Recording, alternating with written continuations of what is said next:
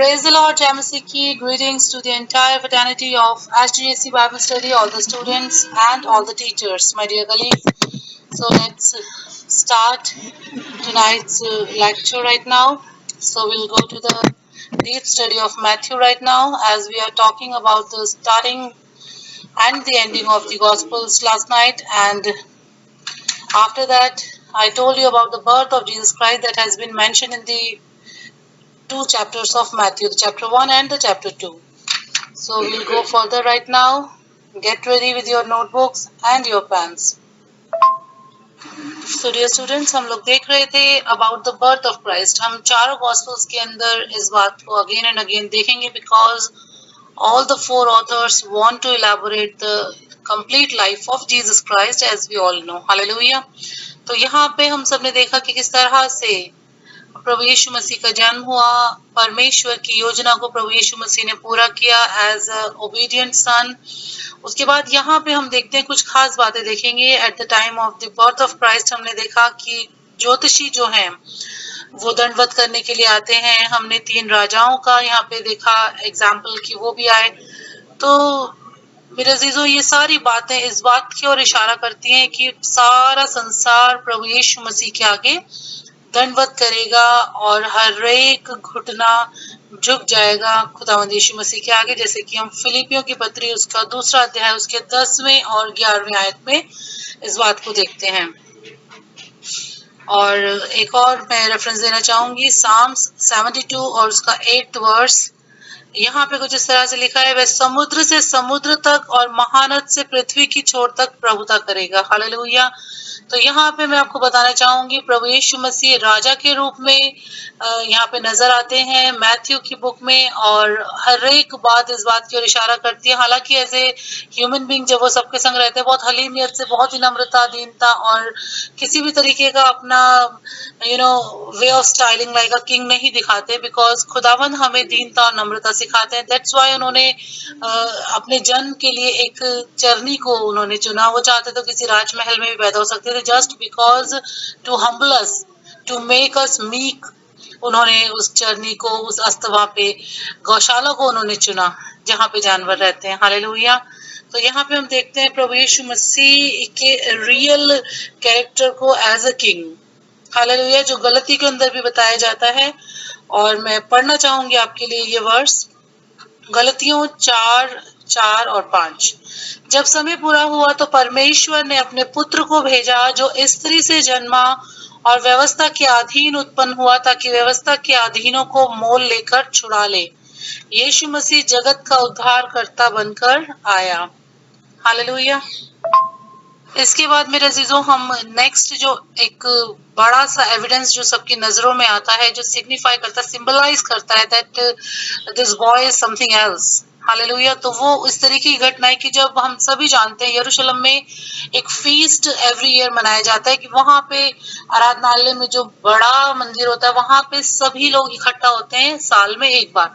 तो वहां पे हमने देखा प्रभु यीशु मसीह जब 12 वर्ष के थे तो वहां पे उन्होंने यरूशलेम में विद्वानों के साथ, जो बहुत ही बुद्धिजीवी, बहुत ही इंटेलिजेंट, जो वहां के शास्त्री थे, उन लोगों के साथ हम देखते हैं कि उस प्रभु यीशु मसीह ने कन्फ्रंट की बड़ी सारी चीजें, उनको आंसर की, उनसे क्वेश्चनिंग की, और उनकी बुद्धिमत्ता को देख करके, उनकी इंटेलिजेंस, उनके विजडम को देख करके वो एकदम शॉक हो गए और चुप रहे, क्योंकि वो मन ही मन जान गए थे कि हाँ ये परमेश्वर के पुत्र है। तो यहाँ पे हम देखते हैं कि जब वो 12 वर्ष के थे प्रभु यीशु मसीह, तब हमने देखा कि इस बात का जो है हमें एविडेंस मिलता है, एक एग्जाम्पल, एक इलस्ट्रेशन मिलता है कि जीसस ने बहुत सारे लोगों के बीच में, जो कि शास्त्री और पुरोहित थे, उनके साथ उन्होंने बातचीत की और बड़े सारे उनके सवालों के आंसर भी दिए।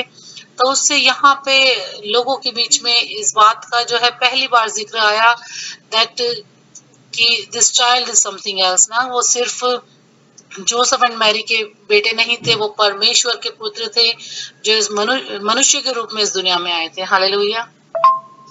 अब हम जब थर्ड चैप्टर में आते हैं डियर स्टूडेंट्स, तो थर्ड चैप्टर में यहाँ पे जॉन द बैप्टिस्ट का जिक्र करता है मथायस और मैथ्यू, और देखिए वो किस तरीके से यहाँ पे जिक्र करता है। और सबसे पहली बात और सबसे मुख्य बात आप ये लगा लीजिए, this is the very important thing for each and every one to get the salvation, जो मैं अभी आपको बताने जा रही हूँ। और यहाँ पे देखिए वो किस तरह से बयान करता है यूहन्ना बपतिस्मा देने वाला। वो कहता है, मन फिराओ क्योंकि स्वर्ग का राज्य निकट आ गया है। ये वही है जिसकी चर्चा यशाया भविष्यवक्ता के द्वारा की गई थी। जंगल में एक पुकारने वाले का शब्द हो रहा है कि प्रभु का मार्ग तैयार करो, उसकी सड़कें सीधी करो। हालेलुया। तो यहाँ पे हम देखते हैं कि जॉन द बैप्टिस्ट का बड़े ही डिटेल में जो है जिक्र किया मैथ्यू ने, एंड उसके बाद उसने जिक्र किया प्रभु यीशु मसीह के बैप्टिज्म के बारे में। तो ये बात हमें पता होनी बहुत जरूरी है कि यहाँ पे हमने देखा फर्स्ट 2 चैप्टर्स में जेनरेशंस के बारे में हमने देखा, और किस तरह से मिस्र से यूसुफ लौट करके आ गया, और हम बड़ी सारी चीजें यहाँ पे हमने देखी जीसस के बर्थ से related, as you all people know, and please go through the book also, read the scriptures also. Hallelujah. And then हम जब थर्ड चैप्टर में आते हैं तो यहाँ पे हम जॉन द बैप्टिस्ट के बारे में देखते हैं और प्रोफेसी को पूरा होते हुए देखते हैं जो कि इजाया ने ऑलरेडी जीसस के बर्थ के बारे में की थी। And then after that from the 13th verse to 17th verse के अंदर हम यहाँ देखते हैं थर्ड चैप्टर ऑफ मैथ्यू में the baptism of Jesus Christ by the John Baptist. Hallelujah. तो यहाँ पे हम देखते हैं कि परमेश्वर यहाँ पर पूरी तरह से इस बात को सभी लोगों के सामने जाहिर करते हैं, क्योंकि वहां पे हम दृश्य देखते हैं कि जब प्रभु यीशु मसीह पानी में से निकलते हैं तो पवित्र आत्मा कबूतर की नाई उनके ऊपर उतरता है, आकाश खुल जाता है और आवाज वहां से परमेश्वर की सुनाई देती है। That is what we call the akashvani. और उसमें परमेश्वर की आवाज सुनाई देती है, देखो ये मेरा प्रिय पुत्र है जिससे मैं अत्यंत प्रसन्न हूँ। हालेलुया। तो यहाँ पे इस बात का भी हमें जिक्र मिलता है कि पिता पुत्र और पवित्र आत्मा अस्तित्व में है, वो बिना अस्तित्व के बिना वजूद के नहीं है। और परमेश्वर है एक पिता के रूप में, और प्रभु यीशु मसीह एक पुत्र के रूप में दिखाई देते हैं, और पवित्र आत्मा यहाँ पे कबूतर की नाई प्रभु यीशु मसीह पर उतरता हुआ नजर आता है। हालेलुया।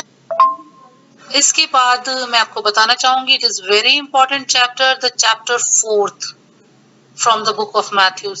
मैं आपको बताना चाहूंगी कि सबसे पहले प्रभु यीशु मसीह ने इस ह्यूमन लाइफ को जिया अपने फैमिली के साथ 30 वर्षों तक। Are you getting my point?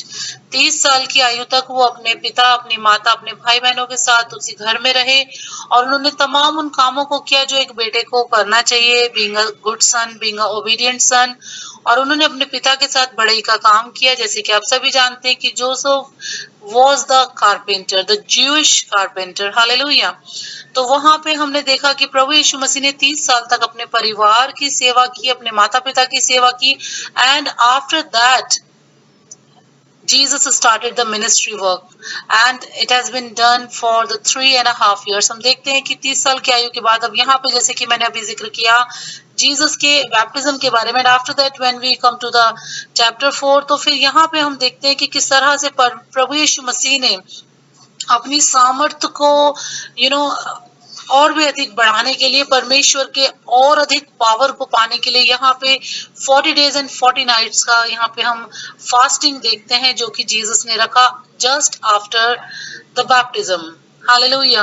और यहाँ पे हम प्रभु यीशु मसीह की परीक्षा को भी देखते हैं, और यहाँ पे हम प्रभु यीशु मसीह को उस मनुष्य के जीवन के ऊपर विजय पाता हुआ हम देखते हैं।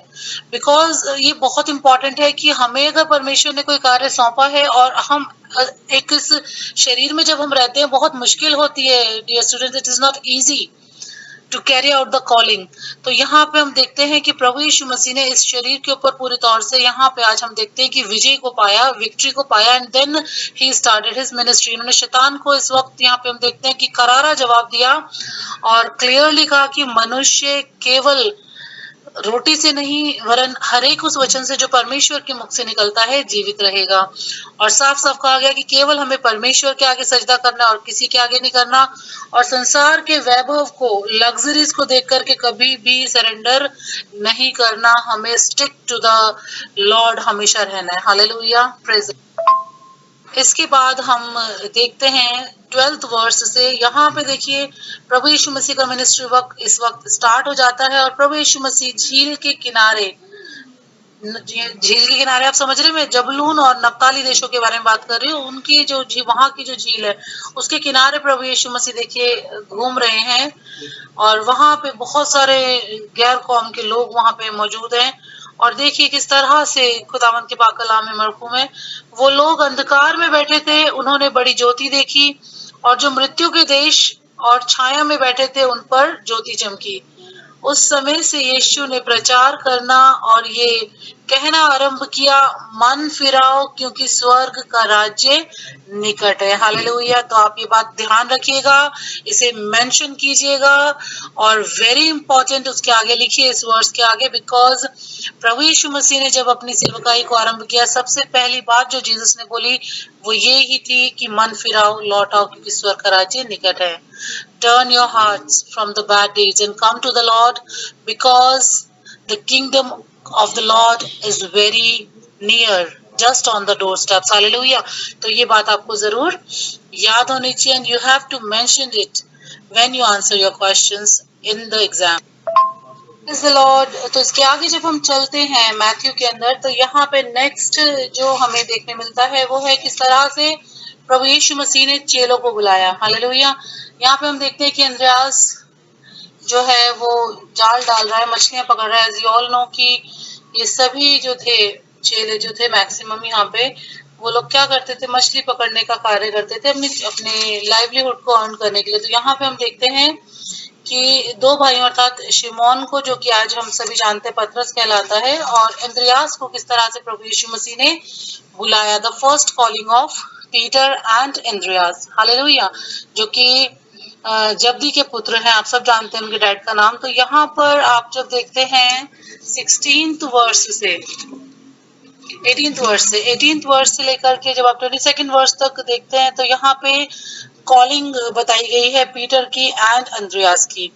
And when you go further on it, तो हम देखते हैं 23rd वर्स से लेकर के 25th वर्स तक हम देखते हैं कि प्रभु यीशु मसीह रोगियों को चंगा करते हुए, प्रचार करते हुए, सुसमाचार सुनाते हुए आगे बढ़ते चले गए। यरूशलेम, यहूदिया, यर्दन, गलील, दिकापुलिस, आसपास के तमाम क्षेत्रों में उन्होंने क्या किया, रोगियों को चंगा किया। यहाँ पे मेन एविडेंस हम देखते हैं, मिर्गी वाला जो व्यक्ति था उसकी दृष्टांत को यहाँ पे देखते हैं हम। जो लकवे का रोगी था उसको चंगा होते हुए हम देखते हैं, बहुत सारे दुष्टात्माओं को निकलते हुए यहाँ पे हम देखते हैं। Hallelujah. And when we go to the 5th chapter of Matthew, तो यहाँ पे हम देखते हैं द सरमन ऑफ माउंट, जो खुदावंद यीशु मसीह का पहाड़ी उपदेश है वो हमें यहाँ पे मिलता है। उसे हम बीटीट्यूड्स भी कहते हैं, हिंदी में धन्यवादियां कहते हैं, और उर्दू में मुबारकबादियां कहते हैं। हालेलुया।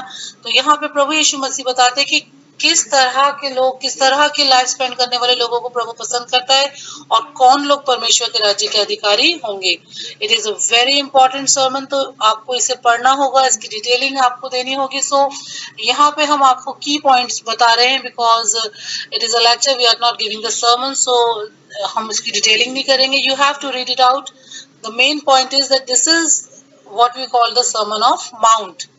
एंड यहाँ पे हम देखते हैं कि 8 जो है 8 बीटीट्यूड्स यहाँ पे आपको मिलते हैं देखने में। एंड आफ्टर दैट हम देखते हैं कि खुदावंद ने किस तरह से बताया है कि हम कौन हैं, हमें अपने आप को पहचानना है। तो कभी प्रभु ने हमें बोला है कि तुम पृथ्वी के नमक हो, फिर उन्होंने कहा है कि तुम जगत की ज्योति हो।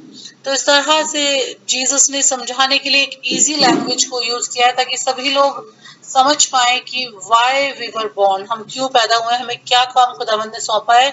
और जब आप इसे पढ़ेंगे तो यहाँ पता चलेगा कि जिस तरह से सॉल्ट की क्वालिटीज होती है, वैसी ही क्वालिटीज हमारे अंदर होनी चाहिए। अगर नहीं होंगी तो हम एक यूजलेस थिंग की तरह बाहर फेंक दिए जाएंगे। And then after that from the verse 17 हम देखते हैं 17 to 20 में यहाँ पे व्यवस्था की शिक्षा के बारे में बताया गया है कि कई बार ऐसा होता था कि लोग सोचते थे कि जो मॉसेस ने व्यवस्था दी थी, व्यवस्था आप सभी जानते हैं, I am talking about the law. तो मॉसेस ने जो है पेंटाट्यूक लिखा था, यू ऑल नो, उसके अंदर 5 बुक्स ऑफ ओल्ड टेस्टामेंट जो स्टार्टिंग से हैं हम देखते हैं। तो वो लॉ को हमेशा हर एक इंसान फॉलो करते हुए आए हैं, जितने भी क्रिश्चियंस हैं, जितने भी इवन जूइश पीपल्स हैं, सभी लोग उसी लॉ को फॉलो करते हैं, even the Roman Catholics also. Then हम यहाँ पे देखते हैं कि जीसस जो है इस स्टेटमेंट को रेक्टिफाइड करते हैं कि वो उस बुक ऑफ लॉ को खत्म करने, वैनिश करने नहीं आए हैं, वो उसे पूरा करने आए हैं, क्योंकि प्रभु यीशु मसीह के अंदर ही सारी चीजें कंप्लीट हो जाती हैं। और जब प्रभु यीशु मसीह के हम क्रूसिफिक्शन को देखते हैं, खुदावंद यीशु मसीह की सैक्रिफाइस को देखते हैं ऑन द क्रॉस, तो वहां पे तमाम चीजें पूरी हो जाती हैं प्रभु यीशु मसीह की कुर्बानी के द्वारा। Hallelujah, praise the Lord. And after that in this same chapter जब आप देखेंगे 21st वर्स से 21st वर्स से 26th वर्स में जीसस ने बताया कि हम किस तरह से क्रोध जो है हमें एक घनघोर पाप की तरफ खींचता है। यहाँ पे लिखा है कि अगर कोई हत्या करता है या अपने भाई के ऊपर क्रोध करता है, तो प्रभु कहता है कि अगर तुम मुझे मानते हो तो पहले अपने रिलेशनशिप्स को, जहां पे तुम लड़ाई झगड़ा करते हुए आए हो, जहां पे तुमने एक तबाही मचा रखी है लड़ाई झगड़ों से, वहां पे उन चीजों को सॉर्ट करो पहले। क्योंकि अगर हम मनुष्य होकर के अपने आपस के रिलेशनशिप्स में अगर हम अच्छे नहीं हो सकते, तो हम कैसे खुदावंद के कार्य को कर पाएंगे। तो प्रभु यीशु कहते हैं कि पहले उसे पूरा करो, then come to the altar. Hallelujah. And after that from the verse 27 to 30 हम यहाँ पे देखते हैं अडल्ट्री के बारे में। जीसस बताते हैं कि अगर हमारे बॉडी का कोई भी पार्ट हमें अडल्ट्री की तरफ लेकर के जाता है, तो जरूर है कि हम उस पार्ट को ही अपने बॉडी से जो है जुदा कर दें। इससे भला होगा कि हम, अगर हमारी आंख हमसे पाप कराती है, तो यहाँ पे साफ साफ लिखा है कि अच्छा है कि हम काणे होकर के स्वर्ग के राज्य में प्रवेश करें। और इससे ज्यादा बेटर है, बिकॉज अगर दोनों आंखें रहते हुए हम नर्क में चले जाए, तो इससे बेहतर है कि हम एक ही, इवन मतलब जैसे यहाँ पे मेंशन है हाथ के बारे में कि अगर तेरा दाहिना हाथ से तो वो गलत काम करवाता है, तो उसे काट दे, एक हाथ लेकर के भला है कि हम स्वर्ग के राज्य में प्रवेश करें। तो इसे आप डिटेल में अच्छे से जब आप स्टडी करेंगे तो आप इसकी गहराई को समझ पाएंगे। Because adultery is a very very very bad sin. Hallelujah. तो यहाँ पे आपको इस बात के बारे में जानने की जरूरत है। एंड आफ्टर दैट यहाँ पे डिवोर्स के बारे में मेंशन्ड है from the verse 31 to 32। And उसके बाद किस तरह से मतलब यहाँ पे पूछा गया प्रभु यीशु मसीह से बड़े सारे सवाल, और यही चीज मैथ्यू चैप्टर 19 में आपको मिलेगी, मरकुस के 10वें अध्याय में और लूका के 16वें अध्याय में मिलेगी। क्योंकि यहाँ पे लिखा है कि यदि कोई अपनी पत्नी को तलाक देना चाहे तो उसे त्याग पत्र दे, परंतु मैं तुमसे कहता हूँ कि जो कोई अपनी पत्नी को व्यभिचार के सिवा किसी और कारण से तलाक दे, तो वह उससे व्यभिचार करवाता है, और जो कोई उस त्यागी हुई से विवाह करता है वह भी व्यभिचार करता है। तो यहाँ पे उसके बाद हम देखते हैं 33 से लेकर के 37 तक। यहाँ पे साफ साफ खुदावंद कहते हैं कि हमें किसी भी चीज की स्वेर नहीं करनी। Do not swear of anything on this earth. यहाँ पे लिखा है किसी भी चीज की हमें कसम नहीं खानी, शपथ हमें नहीं खानी, बिकॉज हमारी बात हाँ की हाँ और ना की ना होनी चाहिए। जीसस हमें इस तरीके से बताते हैं। And as you all know that we are the followers, we are the disciples of Jesus Christ, तो जरूर है कि हम उनकी बातों को फॉलो करें और उन्हें माने। आफ्टर दैट जब आप 38 वर्स में आएंगे और 38 से 42 तक हम पढ़ेंगे, तो यहाँ पे साफ साफ लिखा है कि हमें बदला नहीं लेना। We should not take the revenge. Hallelujah. क्योंकि जो जीसस को मानते हैं वो रिवेंज नहीं लेते। Jesus condemned tit for tat. Hallelujah. तो इस बात को आपको ध्यान रखना है, क्योंकि प्रभु यीशु मसीह ऐसी किसी भी बात को एंटरटेन नहीं करते कि जो उन्होंने नहीं कही। Hallelujah. Then when we come to the verse 43, तो जब आप 43 से लेकर के और 47th वर्स तक पढ़ते हैं ऑफ चैप्टर 5, तो यहाँ पे लिखा है कि हमें अपने शत्रुओं से प्रेम करना है।